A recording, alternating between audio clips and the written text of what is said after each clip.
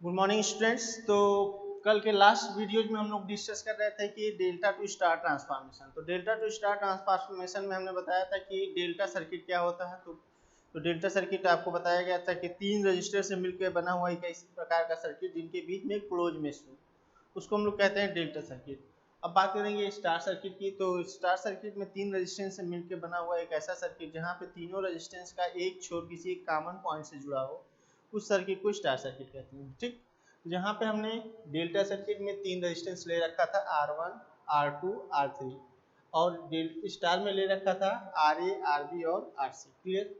तो जब हमने डेल्टा टू स्टार ट्रांसफॉर्मेशन का यूज किया तो डेल्टा टू स्टार ट्रांसफॉर्मेशन में आपको जो RA की वैल्यू मिली, मतलब RA की जो वैल्यू मिली किसके रिस्पेक्ट में मिलेगा, R1, R2, R3 के रिस्पेक्ट में मिलेगा। तो RA की वैल्यू क्या दिखा आपको, R1 into R2 divided by R1 plus R2 plus R3। इसी तरह RB की वैल्यू आपको क्या दिखा, RB is equal to R2 into R3 divided by R1 plus R2 plus R3। और RC की वैल्यू आपको क्या दिखा, R3 into R1 divided by R1 plus R2 plus R3। Clear. तो अब इसको आगे हम लोग प्रोसीड करते हैं। तो ट्रांसफॉर्मेशन के लिए आपको बताया गया था कि ट्रांसफॉर्मेशन इस पर्पज से किया जाता है हम लोग कि किसी भी सर्किट को, गिवन सर्किट को सिंप्लीफाई करने के लिए।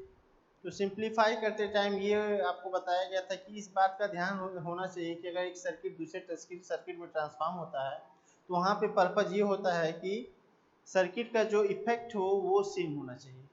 तो जो सर्किट का इफेक्ट हो सेम होना चाहिए, तो हमने बताया था वो इफेक्ट कब सेम होगा, जब हर दो सेम टर्मिनल पेयर के बीच का इक्विवेलेंट क्या होगा, बराबर होगा।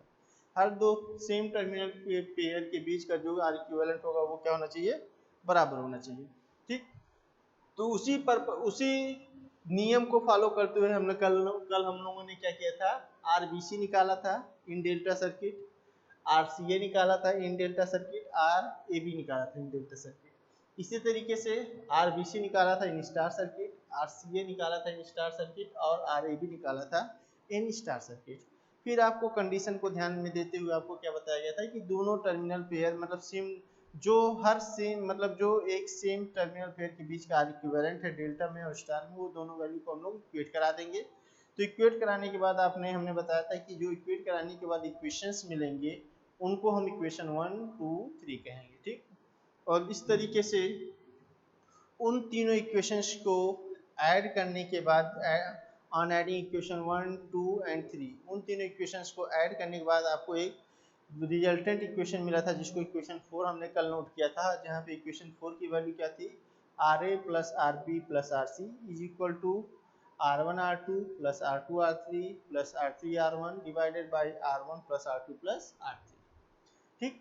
फिर हर एक अलग वैल्यू की वैल्यू, हर एक अलग रेजिस्टेंस की वैल्यू जो कि स्टार में ट्रांसफॉर्म होकर करके R A R B R C लिखा गया है, उसकी वैल्यू क्या होगी, इसको फाइंड आउट करने के लिए या इसको कैलकुलेट करने के लिए आपको बताया गया था कि जो इक्वेशन 4 है उस इक्वेशन 4 में से एक बार इक्वेशन 1 को सब्ट्रैक्ट कर लेंगे, फिर इक्वेशन 2 को सब्ट्रैक्ट कर लेंगे और इक्वेशन 3 को सब्ट्रैक्ट कर लेंगे। तो इक्वेशन 4 में से जब 1 को सब्ट्रैक्ट करेंगे तो हमने बताया था कि जो उस टाइम वैल्यू मिलेगी वो किसके बराबर आपको दिखी थी, कल के वीडियोज में वो आर ए के बराबर दिखा था कि R A is equal to R1 into R2 divided by R1 plus R2 plus R3। फिर जब इक्वेशन 4 में से 2 को माइनस करेंगे तो वहाँ पे RB की वैल्यू आपको दिखेगी, जहाँ पे RB की वैल्यू क्या होगी, R2 R3 divided by R1 plus R2 plus R3। इसी तरीके से तीसरी वैल्यू कैसे मिलेगी, जब इक्वेशन 4 में से हम लोग इक्वेशन 3 को माइनस करेंगे या सब्ट्रैक्ट करेंगे तो वहाँ पे क्या होगा, R3 R1 divided by R1 plus R2 plus R3 होगा। क्लियर है। अब आज हम लोग ट्रांसफॉर्मेशन के वाइस वर्सा वाले कंडीशन में चलेंगे, मतलब कल हम लोग डेल्टा टू स्टार पढ़ लिए थे, आज हम लोग स्टार टू डेल्टा ट्रांसफॉर्मेशन को आगे प्रोसीड करेंगे। ठीक। तो delta star to delta transformation को जब आगे प्रोसीड करेंगे तो यहाँ पे भी आपका क्या हो रहा है, ट्रांसफॉर्मेशन प्रोसेस हो रहा है। और ट्रांसफॉर्मेशन प्रोसेस में हमने क्या बताया कि हर सेम टर्मिनल पेयर के बीच का जो आर इक्विवेलेंट होना चाहिए वो सेम होना चाहिए। तो जब हर टर्मिनल पेयर के बीच का जो आर इक्विवेलेंट होगा सेम होगा, तो उस तरीके से उसको आपने फाइनली कैलकुलेट करते हुए आप कहाँ तक आ गए थे, यहाँ तक जहाँ पे R A R B R C की वैल्यू आपने निकालना था। ठीक। तो अब हम लोग लिखेंगे for star to delta transformation.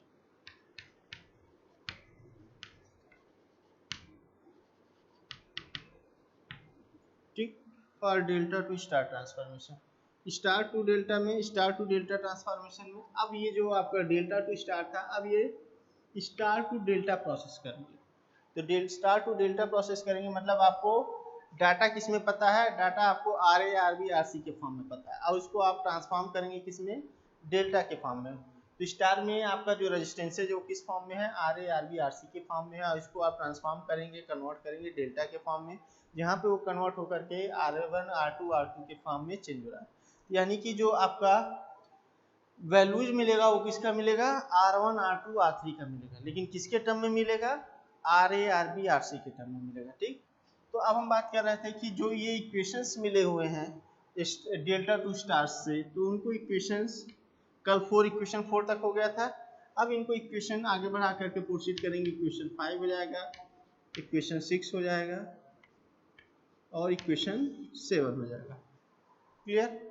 तो हम लोग क्या कर लेंगे, इन इक्वेशंस को आगे बढ़ाते हुए, कल 4 तक इक्वेशन हो गया था, इस इक्वेशंस को आगे बढ़ाते हुए जो आर ए की वैल्यू की समथिंग वैल्यू आई उसको इक्वेशन 5 मान लेंगे, जो आर बी की समथिंग वैल्यू आई उसको इक्वेशन 6 मान लेंगे, और जो आर सी की वैल्यू आई इक्वेशन 7 मान लेंगे। अब इनको क्या करना है, multiplying on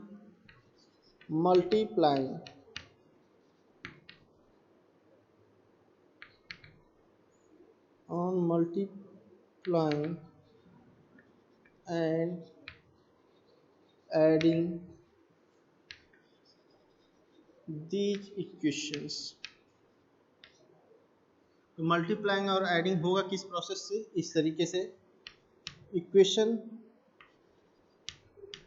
5 into 7 plus equation 5 into 6 plus equation 6 into 7 plus equation 7 into equation 5।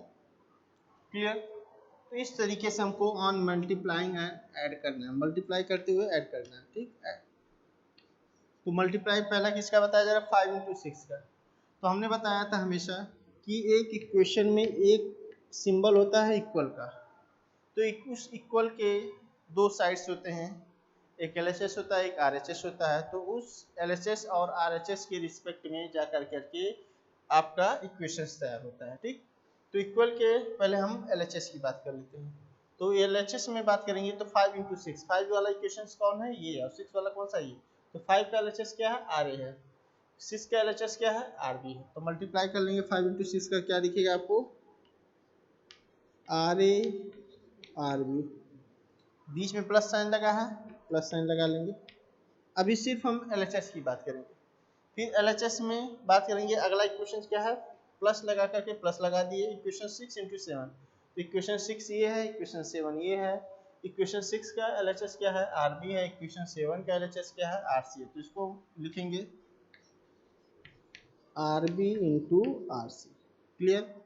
फिर बीच में प्लस लगा देंगे। अब अगला है प्लस लगा करके इक्वेशन 7 इंटू 5। फिर हमने बात किया कि अभी हम जो रिजल्टेंट इक्वेशन आने वाला है उसका हम क्या लिख रहे हैं, LHS लिख रहे हैं। तो LHS देखेंगे किसका, 7 और 5 का। तो 7 इक्वेशन ये है, 5 ये है। तो 7 का LHS क्या है, RC है, और 5 इक्वेशन ये है, उसका LHS क्या है, R है। तो यहाँ क्या हो जाएगा, RC इंटू RA। क्लियर? अब हम बात करेंगे कि इक्वेशन 5, अब हम लोग रिजल्टेंट जो इक्वेशन आने वाला है उसके LHS की बात हो गई। अब बात करेंगे RHS की। तो RHS की जब बात करेंगे तो इक्वेशन 5 इंटू 6 करेंगे। तो 5 इंटू 6 में किसकी बात करेंगे, 5 और 6 के RHS की बात। तो 5 का RHS क्या है, R1 R2 divided by R1 plus R2 plus R3, और 6 का क्या है, RHS R2 R3 divided by R1 plus R2 plus R3। तो देखेंगे क्या, पहले तो हमको मल्टीप्लाई करना है, और मल्टीप्लाई करने के बाद ऐड करना है। तो देखेंगे क्या कि मल्टीप्लाई होने के बाद जो टर्म है वो किस फॉर्म में है, वो फ्रैक्शन फॉर्म में, और मल्टीप्लाई होने के बाद फ्रैक्शन फॉर्म का जो डिनोमिनेटर होगा चाहे वो 5 इंटू 6 का हो या 6 इंटू 7 का हो या 7 इंटू 5 का हो, तो हमेशा डिनोमिनेटर क्या है, दोनों के हर इक्वेशन के डिनोमिनेटर सेम होने के कारण जो डिनोमिनेटर टर्म होगा वो स्क्वायर में बदल जाएगा। मतलब अगर डिनोमिनेटर टर्म है r1 plus r2 plus r3 है, तो टर्म क्या हो जाएगा, स्क्वायर में बदल जाएगा। कब? मल्टीप्लाई होने के बाद की बात कर रहे हैं, ठीक। तो यहाँ पे हम लोग सिंपली लिख लेंगे क्या, r1 plus r2 plus r3 का होल स्क्वायर, ठीक। ये किसका है, ओवरऑल मतलब 5 into 6 plus 6 into 7 plus 7 into 5। अब इसके डिनोमिनेटर की बात कर लिए, अब हर इक्वेशंस के न्यूमरेटर की बात करेंगे। तो 5 इंटू 6 करेंगे जब, तो 5 का न्यूमरेटर क्या है, r1 r2, 6 का न्यूमरेटर क्या है, r2 r3, ठीक। तो मल्टीप्लाई करेंगे तो क्या हो जाएगा, r1 r2 square r3 plus लगा देंगे। अगला क्या है, 6 इंटू 7, तो 6 इंटू 7 में हम क्या बात कर रहे हैं, 6 के न्यूमरेटर की वैल्यू r2 r3 है, 7 के न्यूमरेटर की वैल्यू r3 r1। तो यहाँ पे देखेंगे कि r3 r3 दो बार आ रहा है, तो यहाँ पे क्या हो जाएगा, r1 r2 r3 का स्क्वायर, क्या हो जाएगा यहाँ r1 r2 r3 का स्क्वायर, फिर प्लस लगा, बीच में प्लस लगा देंगे। अगला क्या है, 7 इंटू 5, तो 7 का देखेंगे, 7 का न्यूमरेटर क्या है, r3 r1, और 5 का न्यूमरेटर क्या है, r1 r2। इस तरीके से देखेंगे कि r1 r1 दो बार आ रहा है, तो जब दो बार आ रहा है तो इसका स्क्वायर हो जाएगा, तो क्या हो जाएगा, r1 square r2 square r2 r1 square r2 r3 हो जाएगा, ठीक। तो अब बात करेंगे कि ऊपर वाले न्यूमरेटर टर्म में देखेंगे हमको क्या होगा कि r1 r2 पहले टर्म में भी दिख रहा है, r1 r2 r3 दूसरे टर्म में भी दिख रहा है, और तीसरे टर्म में भी r1 r2 r3 दिख रहा है। तो इस तरीके से हम लोग देखेंगे कि तीनों टर्म में न्यूमरेटर के तीनों टर्म में r1 r2 r3 कॉमन लिया जा सकता है। तो जब हम कॉमन ले लेंगे तो यहाँ पे इस तरह से दिखेगा हमको r1 r2 r3, ठीक। तो अंदर क्या बचेगा, इस वाले में बचेगा r2, यहाँ पे क्या बचेगा r3, सेकंड टर्म, पहले टर्म में क्या बचा, r2 बचा, क्लियर। सेकंड टर्म में क्या बचा, r3 बचा, और थर्ड टर्म में क्या बचेगा आपका r1 बचेगा, ठीक। और डिवाइडेड बाय किससे है, r1 plus r2 plus r3 के होल स्क्वायर। तो देखेंगे क्या कि नीचे आपका क्या है, r1 plus r2 plus r3 का होल स्क्वायर, ऊपर क्या है, r1 plus r2 plus r3 है। तो ये जो टर्म है वो पूरा का पूरा इसके स्क्वायर टर्म से कैंसिल हो जाएगा।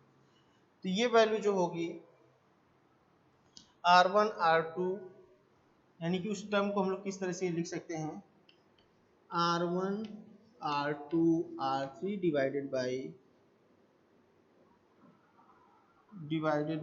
सॉरी, इसको पहले लिखेंगे RA RB plus RB RC plus RC RE, ये टर्म किसके इक्वल हो जाएगा, यहाँ क्या बच रहा है, R1 R2 R3, R1 R2 R3 divided by कौन सा term, R1 plus R2 plus R3। तो यहाँ पे आपको एक नया इक्वेशन मिलेगा, जिस इक्वेशन को इक्वेशन नंबर 8 नोट डाउन करेंगे, क्लियर है। जिस इक्वेशन को हम लोग क्या करेंगे, इक्वेशन नंबर 8 नोट डाउन करेंगे। अब बात करेंगे कि हमको स्टार की वैल्यू को डेल्टा में बदलना है। तो स्टार में जो वैल्यू है वो डेल्टा में चेंज होकर के किस में वैल्यू शो करेगा, R1 R2 R3 के फॉर्म में शो करेगा। लेकिन जो R1 R2 R3 की वैल्यू आएगा किसके टर्म में आएगा, RA RB RC के टर्म में आएगा, ठीक। तो अब ये आपके सामने फिर से 4 इक्वेशन तैयार हो गए। डेल्टा टू स्टार ट्रांसफॉर्मेशन के दौरान भी आपको फाइनल वैल्यू निकालने से पहले 4 इक्वेशन तैयार कर लिए थे आपने, equation 1, equation 2, equation 3 and equation 4। इसी तरह अब बात करेंगे क्या कि जब हम स्टार टू डेल्टा ट्रांसफॉर्मेशन करेंगे तो उस दौरान भी हम लोग 4 इक्वेशन क्या कर लेंगे, 4 इक्वेशन तैयार हो जाएंगे। फाइनल वैल्यू आने से पहले 4 इक्वेशन तैयार हो जाएंगे। कौन सा, equation 5, equation 6, equation 7 and equation 8। अब हमारा ये है कि अब अगली वैल्यू कैसे आएगी। तो अगली वैल्यू आपको किसके टर्म में लाना है, R1 R2 R3 के टर्म में लाना है। और किसके मतलब किसके रिस्पेक्ट में आएगा, R1 R2 R3, और टर्म किसके टर्म में आएगा, RA RB RC के टर्म में आएगा।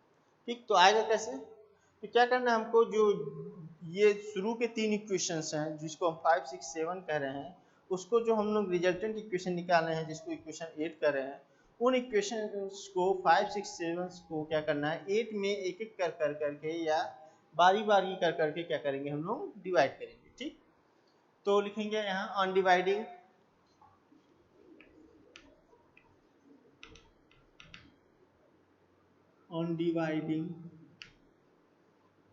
इक्वेशन 8/5।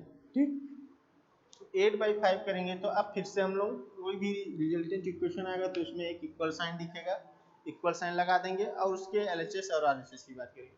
तो 8/5 है, तो यानी कि पहले 8 का LHS लिख लेंगे, तो 8 का LHS क्या कह रहा है, RA RB plus RB RC plus RC RA, ये कह रहा है। ठीक, अब बात करेंगे क्या, डिवाइड किससे करना है, 5 के LHS से, तो 5 का LHS कितना है, RA है।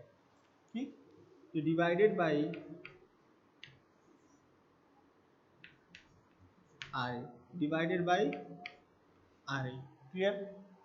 अब बात करेंगे क्या, RHS की, तो 8 का RHS क्या है, R1 R2 R3 divided by this. ठीक, तो पहले इसको एक बार लिख लेते हैं, R1 R2 R3 divided by R1 plus R2 plus R3, R1 plus R2 plus R3 divided by, यहाँ पे क्या है, R1 R2 divided by R1 plus R2 plus R3, clear है।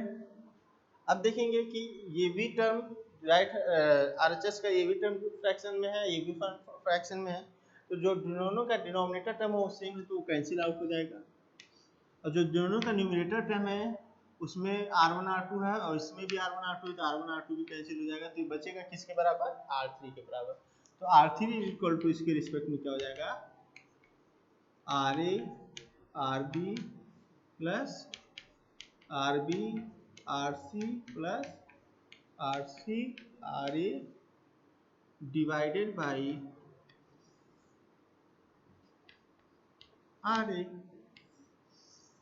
इस तरीके से आपका R3 के वैल्यू निकल आया RA RB RC के टर्म में। इसी तरह ऑन डिवाइडिंग इक्वेशन 8/6, इक्वेशन 8 क्या कह रहा है, तो हमने बताया कि कोई भी इक्वेशंस लिखने से पहले आपको एक इक्वल का साइन होगा और इक्वल साइन के एक LHS होगा, एक RHS होगा, तो LHS लिखेंगे, LHS क्या है 8 का, RA RB plus RB RC plus RC RA। अब डिवाइड करना है, डिवाइड किससे करना है, डिवाइड किससे करना है, 6 के LHS से, तो 6 का LHS क्या है, RB डिवाइड बाई RB। फिर अब RHS की बात करेंगे, तो RHS में पहले 8 का RHS लिखेंगे, तो 8 का RHS क्या है, R1 R2 R3 divided by R1 plus R2 plus R3, इसको नोट डाउन कर लेंगे, R1 R2 R3 divided by R1 plus R2 plus R3, फिर divided by whole divided by किससे, इक्वेशन 6 के RHS से, तो इक्वेशन 6 का RHS क्या है, R2 R3 divided by R1 plus R2 plus R3, तो इसको नोट डाउन कर लेंगे, divided by R2 R3 divided by R1 R2 R1 plus R2 plus R3। तो RHS में देखेंगे कि जो आपका 8 का RHS टर्म है और जो 6 का RHS, दोनों फ्रैक्शन फॉर्म है, दोनों के फ्रैक्शन का जो डिनोमिनेटर है वो सेम है, तो कैंसिल आउट हो जाएगा, और दोनों टर्म के जो न्यूमरेटर टर्म है तो उसमें R2 R3 कॉमन है, तो वो भी कैंसिल आउट हो जाएगा, तो ये बचेगा किसके रिस्पेक्ट में, R1 के रिस्पेक्ट में, तो यानी कि R1 is equal to, note down कर लेंगे हम लोग क्या, RA RB plus R B R C plus R C R A divided by क्या कहेंगे यहाँ पे आर बी।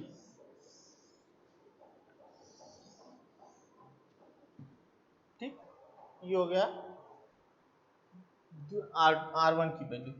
और आपका हमने बताया कि इन इक्वेशंस को 8 में डिवाइड करना है, तो आपने 5 को 8 में डिवाइड कर लिया, 6 को 8 में डिवाइड कर लिया, आप 7 को 8 में डिवाइड करेंगे। यहाँ लिखेंगे क्या, ऑन डिवाइडिंग इक्वेशन 8 बाई 7। ठीक, तो जब इक्वेशन 8 बाई 7 करेंगे तो इक्वेशन 8 का पहले आप क्या लगा लेंगे, इक्वल साइन, और उसके एलएचएस की बात करेंगे। तो उसके एलएचएस की बात जब करेंगे तो इक्वेशन 8 का एलएचएस क्या कह रहा है, R A R B plus R B R C plus R C R A. अब डिवाइडेड बाई 7, तो 7 का R H S L H S क्या है, R C, divided by R C equal to 8 divided by 7। तो 8 का क्या है L H R H S, R one R two R three, R one R two R three divided by क्या है R one plus R two plus R three. ये whole term divided किससे होगा, 7 के आर एच एस से। तो 7 का R H S क्या है, R three R one divided by R one plus R two plus R three. तो यहाँ पे क्या लिखेंगे, R three R one divided by R one plus R two plus R three. अब देखेंगे कि आर एच एस में लिखा हुआ जो टर्म है, तो आर 8 का भी आर एच एस और 7 का भी आर एच एस, दोनों फ्रैक्शनल फॉर्म में, और फ्रैक्शनल फॉर्म का जो डिनोमिनेटर है दोनों इक्वेशन का वो सेम है, तो इसलिए वो कैंसिल आउट हो जाएगा। और जो न्यूमिनेटर टर्म है उसमें R three R one same है, तो इसलिए वो भी कैंसिल आउट हो जाएगा। तो बचेगा क्या, आर टू। तो R two is equal to क्या हो जाएगा, तो R two is equal to यहाँ पे लिखेंगे क्या, R two is equal to R A R B plus R B R C plus R C R A divided by R C. ठीक,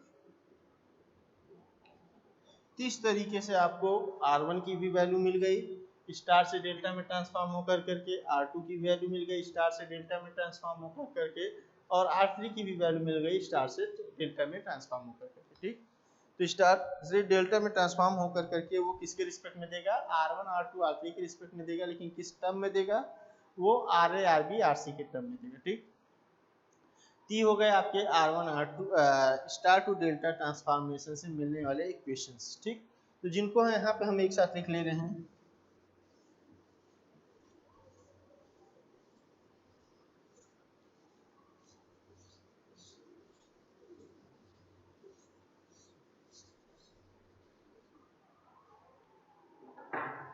तो यहाँ पे जब हम लोग लिख लेंगे तो पहले नोट डाउन कर ले रहे हैं कि जब R1 की वैल्यू मिली वो किसके बराबर मिली, R1 की वैल्यू हमको मिली यहाँ पे है, इसको नोट डाउन कर लेंगे। ये क्या है, R A R B plus R B R C plus R C R A divided by, इससे डिवाइड किया गया है आर बी से। ठीक, अब इसी तरह R2 की कौन सी वैल्यू मिली है, तो R2 की वैल्यू हमको मिली है R A R B plus R B R C, R A R B plus R B R C plus R C R A, और डिवाइड किससे कर देंगे हम लोग, किससे डिवाइड है, आर सी से, डिवाइडेड बाई आर सी। तीसरा जो रेजिस्टेंस है R3 की वैल्यू क्या है, ये है, तो R A R B plus R B R C plus R C R A divided by, किससे डिवाइड है, आर ए से, तो ये आर ए से होगी। ठीक, अब बात करेंगे कि ये तीन कब मिला आपको, ये तीन कब मिला, स्टार टू डेल्टा ट्रांसफॉर्मेशन में।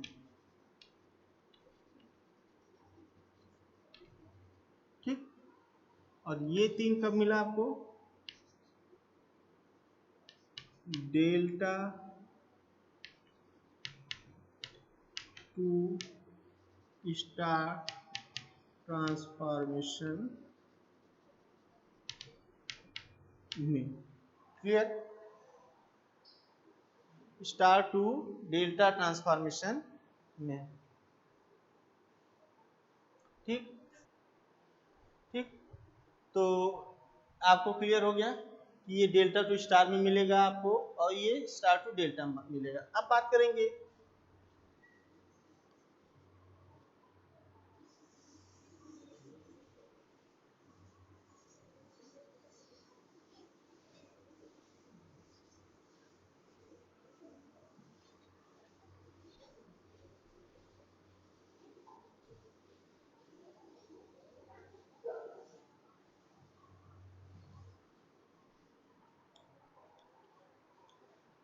कि अगर आपका कोई सर्किट दिया हुआ है, मान लीजिए एक सिंपली इस तरीके से सर्किट दिया हुआ है,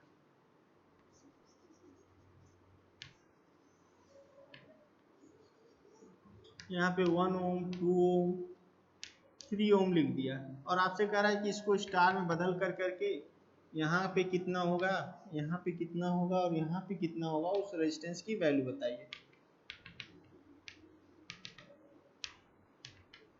ठीक, तो अब आपको क्या करना होगा कि अगर ये जो आपके हर एक पॉइंट के बीच में, मतलब हर टर्मिनल पेयर के बीच में जो रेजिस्टेंस लिया गया है, ए बी के बीच में जैसे R2 लिया गया, बी सी के बीच में R3 लिया गया और ए सी के बीच में R1 लिया गया है। ठीक, ये किया गया है। ठीक है ना जी। तो हम बात कर रहे थे कि यहाँ पे जो कि अब आप जब न्यूमेरिकल में आएंगे तो आपको ये कैसे पता चलेगा कि किसको सर R1 माना गया था, किसको R2 माना गया था, किसको R3 माना गया था। तो ये मेमोराइज करने वाली बात हो जाएगी। तो जब इसको आप मेमोराइज करेंगे, ठीक, तो आपको एक समय आएगा कि कंफ्यूजन हो जाएगा कि किसको R1 माना जाए, किसको R2 माना जाए, किसको R3 माना जाए। तो आपको सिंपल फंडा हम लोग यहाँ बात करेंगे कि आपको फार्मूलेज को आपको मेमोराइज ना करना पड़े। तो हम बात करेंगे कि सिंपली आपको किस तरह से मेमोराइज रहे, इस चीज़ की बात करेंगे। ठीक, तो कहने का मतलब ये है कि आपका अगर मान लीजिए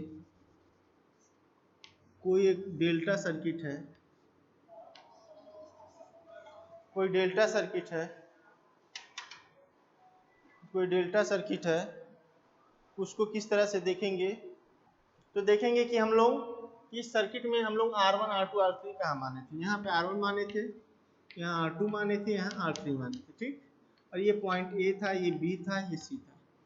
तो अब बात करेंगे कि हमको फार्मूलेज को मेमोराइज ना करना पड़े या सीधे कंसेप्ट में हम बात करें। तो जब हम इसको डेल्टा टू स्टार बनाना होगा तो हमको क्या गिवन डेल्टा में इस तरह से बीच में स्टार बना देंगे,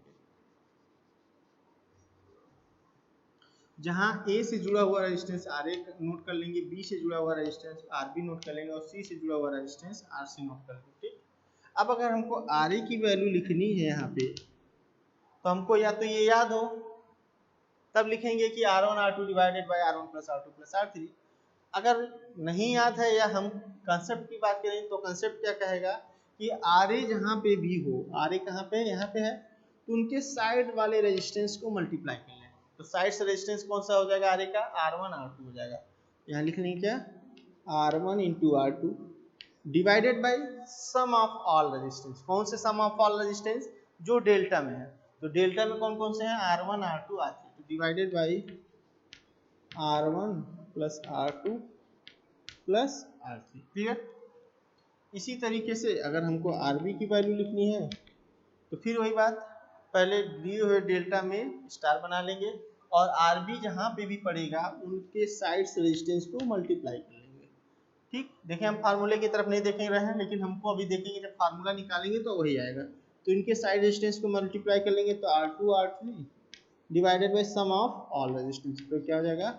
डेल्टा में कौन कौन से रेजिस्टेंसेज हैं? R1 R2 R3। तो इनका सम करेंगे तो R1 R2 R3 R1 plus R2 plus R3 हो जाएगा। इसी तरह अगर हमको RC की वैल्यू लिखनी है तो अब यहाँ पे बात करेंगे क्या कि यहाँ पे जब बात करेंगे तो यहाँ इस RC के साइड्स में कौन कौन से रेजिस्टेंस है? R1 R3 है तो यहाँ लिखेंगे R3 into R1 divided by sum of all R1 plus R2 plus R3। इस तरीके से हमको ये क्या मिल जाएगा, डेल्टा टू स्टार। ठीक, तो देखिए जो फार्मूला आपने यहाँ पे सर्किट से निकाला वही यही यहाँ पे आया, RA बराबर R1 R2 divided by R1 plus R2 plus R3, RB बराबर R2 R3 divided by R1 plus R2 plus R3, RC बराबर R3 R1 divided by R1 plus R2 plus R3, ये आया है। ठीक, अब हम बात करेंगे कि अगर कोई इसी तरीके से न्यूमेरिक वैल्यू दिया हुआ है,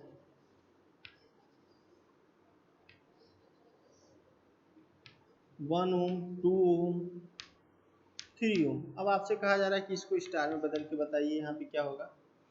ठीक, तो स्टार में बदल करके यहाँ पे जब हम लोग बताएंगे यहाँ तो कितने कितने रेजिस्टेंस की वैल्यू लगेगी, यहाँ पे R की वैल्यू क्या होगी, यहाँ पे R की वैल्यू क्या होगी, या यहाँ पे R की वैल्यू क्या होगी। ठीक, तो अब बात करेंगे ये रेजिस्टेंस कहाँ दिखाएंगे आप, यहाँ दिखाएंगे, ये वाला यहाँ दिखाएंगे, ये वाला यहाँ दिखाएंगे, यानी कि इसके साइड्स में पड़ने वाले रेजिस्टेंस को मल्टीप्लाई, तो इसके साइड में कौन कौन से पड़ेंगे, 1 2, तो यहाँ पे इस रेजिस्टेंस की वैल्यू क्या लिखेंगे, 1 into 2 divided by sum of all, तो सम ऑफ ऑल में 1 प्लस 2 प्लस 3 कर लेंगे, इसको कैलकुलेट कर लेंगे, जो भी आएगा उतना रेजिस्टेंस कहलाएगा, उसका रेजिस्टेंस कहलाएगा। अब बात करेंगे इस वाले रेजिस्टेंस की वैल्यू क्या होगी, तो ये वाले रेजिस्टेंस फिगर में कहाँ दिखाएंगे, यहाँ दिखाएंगे, तो इसके साइड्स में पड़ने वाले रेजिस्टेंस का मल्टीप्लाई कर लेंगे, तो इसके साइड में कौन पड़ेगा, 2 और 3 पड़ेगा। ठीक, तो 2 और 3 पड़ेगा तो आपका 2 into 3 divided by sum of all 1 plus 2 plus 3, जहाँ वहाँ से समथिंग वैल्यू आ जाएगा ओम। ठीक, अब हम बात करेंगे तीसरे रेजिस्टेंस का, तो तीसरा रेजिस्टेंस कहाँ दिख रहा है हमको, तीसरा रेजिस्टेंस यहाँ दिख रहा है, तो तीसरा रेजिस्टेंस कहाँ पड़ेगा, फिगर में यहाँ पड़ेगा, तो इसके साइड्स को मल्टीप्लाई कर लेंगे, तो इसके साइड्स को जब मल्टीप्लाई करेंगे तो ये क्या हो जाएगा, 1 into 3 divided by 1 plus 2 plus 3, इसको सॉल्व कर लेंगे तो समथिंग रेजिस्टेंस आ जाएगा, ये स्टार से डेल्टा में, डेल्टा से स्टार में बदल जाएगा। ठीक, अब बात करेंगे कि अगर तीन रेजिस्टेंस सेम वैल्यू पे होंगे, मतलब कहने का मतलब है कि R1 भी R के बराबर है, R2 भी R के बराबर है, और ये भी R के बराबर है। If three resistances are having equal values are same values. ठीक, अगर तीन रेजिस्टेंसेज सेम वैल्यूज के हैं और वो डेल्टा में जुड़े हुए हैं, तो वहाँ पे क्या होगा, तो यहाँ पे देखें कि जब R1 इंटू R2 करेंगे तो क्या हो जाएगा, R स्क्वायर हो जाएगा, क्योंकि ये भी R है, ये भी R है, R1 भी R है, R2 भी R है, तो R स्क्वायर हो जाएगा divided by R1 plus R2 plus R3, तो यानी कि तीनों जब ये भी R है, ये भी R है, ये भी R है, तो ये कितने बराबर हो जाएगा, 3R के बराबर हो जाएगा, तो क्या हो जाएगा, R/3 हो जाएगा, इतना हो। ठीक, इसी तरह RB की बात करें तो RB इज इक्वल टू क्या है, RB क्या है, R2 इंटू R3 के बराबर है, RB क्या है, R2 इंटू R3 के बराबर है, तो जब R2 की वैल्यू क्या है, R है, R3 की वैल्यू भी R है, तो जब मल्टीप्लाई करेंगे तो ये क्या हो जाएगा, R स्क्वायर हो जाएगा divided by R1 plus R2 plus R3 करेंगे, ये किसके बराबर हो जाएगा, 3R के बराबर हो जाएगा। ठीक, तो यहाँ पे क्या आ जाएगा, सॉल्व करने के बाद R/3। ठीक, इसी तरह जब RC निकालेंगे तो RC की वैल्यू क्या हो जाएगा, R3 R1, तो ये भी R3 भी R है, R1 भी R है, यानी कि यहाँ पे भी क्या हो जाएगा, R स्क्वायर बाई 3R, तो सॉल्व करने के बाद R/3R आ जाएगा। ठीक, यानी कि हमको ये समझना है, अगर तीन रेजिस्टेंसेज जो कि सेम वैल्यू के हैं, अगर वो डेल्टा में जुड़े हुए हैं, अगर उसको हम स्टार में कन्वर्ट करेंगे तो स्टार में कन्वर्ट होने के बाद वो वैल्यू कितना हो जाएगा, 1/3 times of the given resistance in delta हो जाएगा, इन when the same value resistances are connected in delta।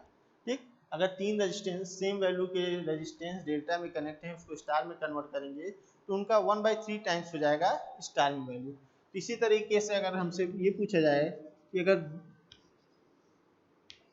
Numeric form में कि तीन रेजिस्टेंस 2-2 ओम के डेल्टा में जुड़े हुए हैं, तो स्टार में इसकी वैल्यू क्या होगी, यहाँ पे यहाँ पे यहाँ पे कितना होगा, तो सीधा आपको एक नोट या कंसेप्ट बता दिया जा रहा है कि अगर तीन रेजिस्टेंसेस सेम वैल्यू के डेल्टा में जुड़े हैं तो स्टार में उसका कितना हो जाएगा, 1/3 टाइम्स हो जाएगा। तो आपको सीधा आपको यहाँ समझना है, यहाँ पे क्या आ जाएगा, 2/3 आ जाएगा, यहाँ भी 2/3 आ जाएगा, और यहाँ भी 2/3 आ जाएगा। ठीक, लेकिन डिफरेंट वैल्यूज के हैं तो आपको इसके हिसाब से कैलकुलेट करके बताना है। अगर सेम वैल्यूज के हैं तो आपको सीधा कंसेप्ट क्लियर है कि वो अगर सेम वैल्यूज के डेल्टा में कनेक्ट है तो वो आपका कन्वर्ट होकर के 1/3 टाइम्स हो जाएगा। इस तरीके से अब हम लोग दूसरा बात करेंगे स्टार टू डेल्टा का। ठीक, कि उसमें फार्मूला मेमोराइज ना करना हो, उसके लिए क्या करेंगे?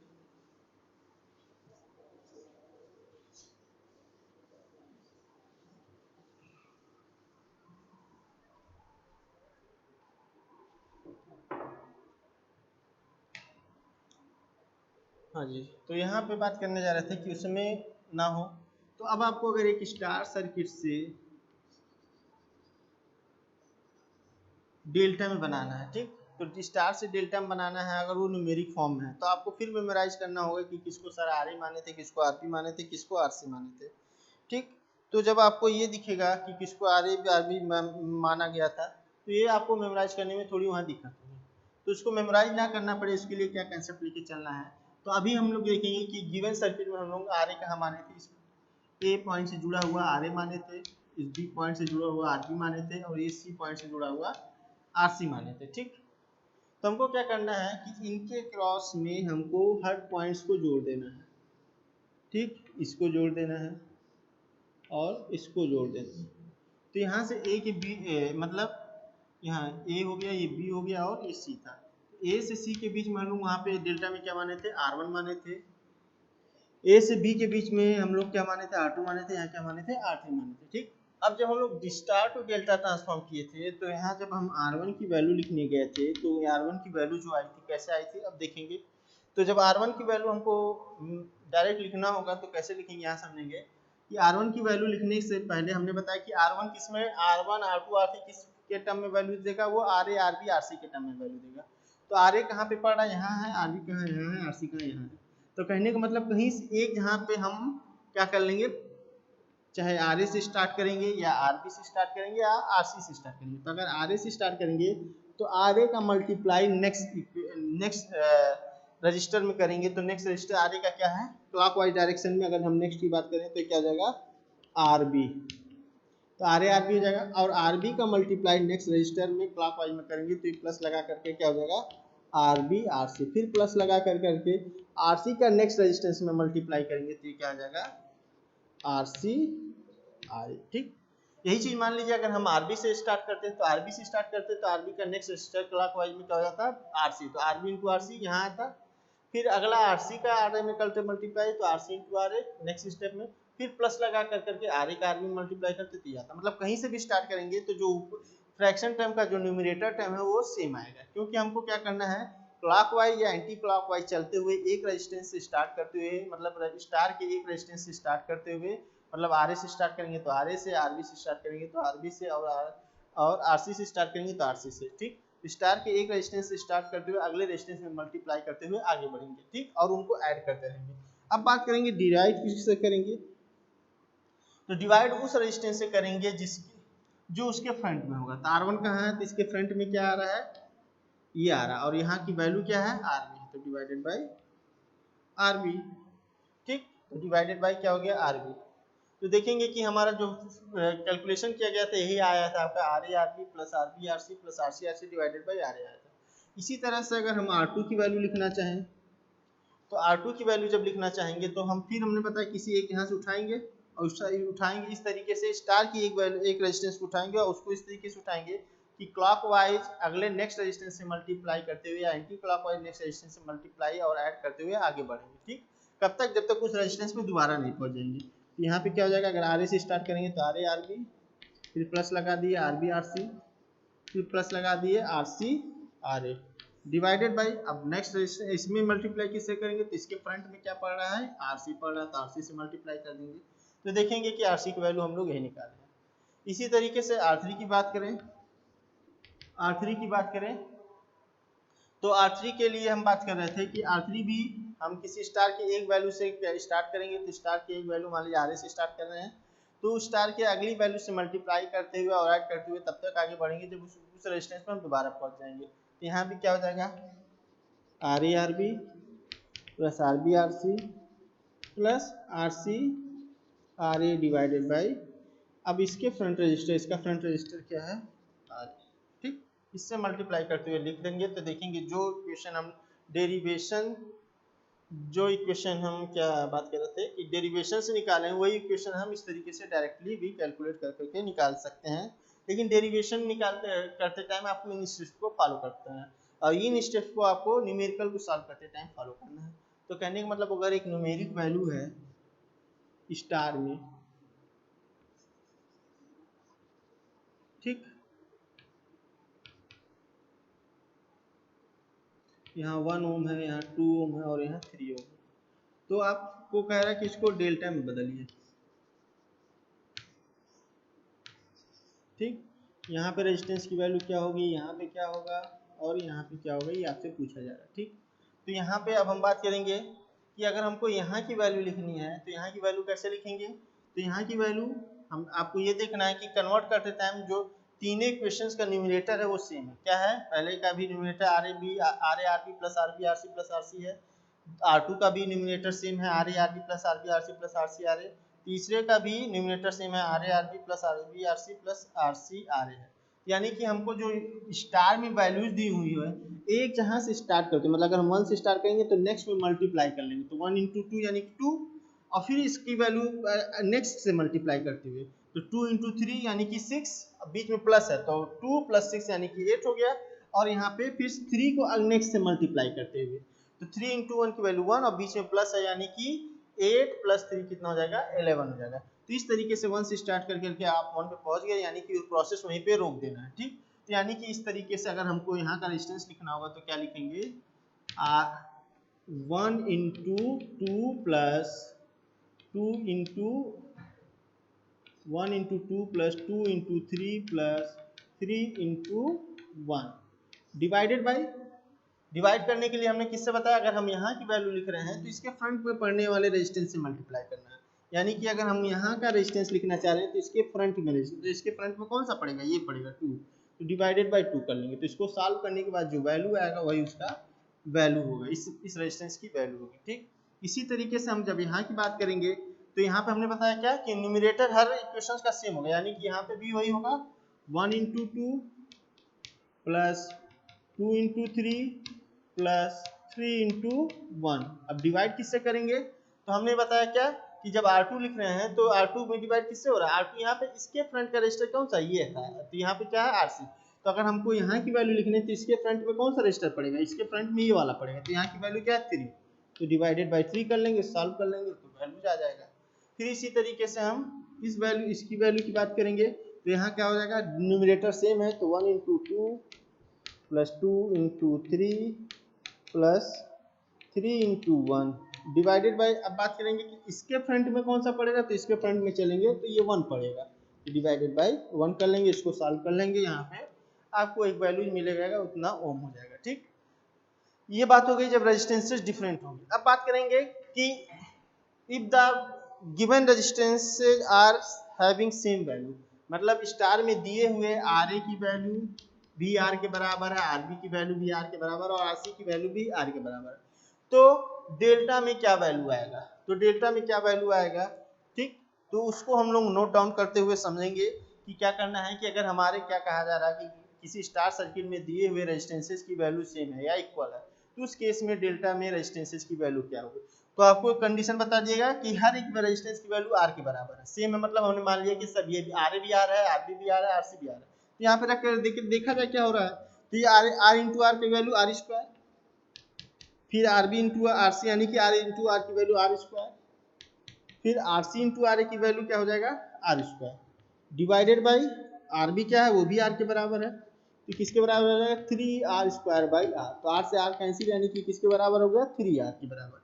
तो इसी तरीके से ऊपर जब हमने बताया कि तीनों में न्यूमरेटर क्या है सेम है, तो यानी कि यहाँ भी 3r स्क्वायर आएगा और डिवाइडेड बाई rc है, तो rc की वैल्यू भी r के बराबर, तो किसके बराबर आ जाएगा 3r, और इसको भी जब सॉल्व करेंगे तो ये 3r के बराबर आ जाएगा।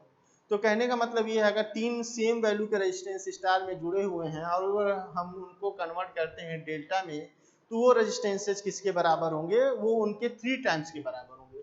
यही चीज डेल्टा से स्टार में बताया गया क्या है कि डेल्टा टू स्टार में अगर तीन सेम वैल्यू के रेजिस्टेंस जुड़े हुए हैं और उसको हम डेल्टा से स्टार में बदल रहे हैं तो वहां पे 1/3 टाइम्स होगा, लेकिन अगर हम उसी वैल्यू को स्टार टू डेल्टा बदल रहे हैं और सेम रेजिस्टेंसेज है तो वो 3 टाइम्स होगा, ठीक। तो अब हम न्यूमेरिक फॉर्म में बात कर ले रहे हैं कि अगर तीनों रेजिस्टेंस यहाँ पे 2-2 ओम के जुड़े हुए हैं, ये वैल्यू भी 2 ओम है, ये भी वैल्यू 2 ओम है और ये भी 2 ओम है।